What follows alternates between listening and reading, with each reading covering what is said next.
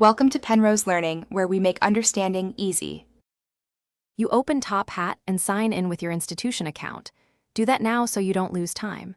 Once signed in, confirm the course name and visual match the classroom display because that avoids joining the wrong session. Next, enter the session or join code from the instructor. This connects you to live polls and attendance. Make sure notifications are enabled so you see questions instantly, and keep the device screen unlocked for quick responses.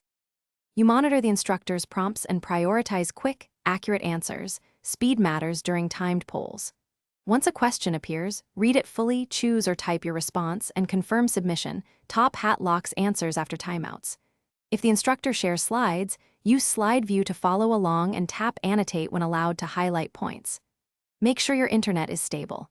If responses lag, refresh the page and rejoin the session to sync your participation. You wrap up by reviewing your participation and grades in the session summary so you know what counted.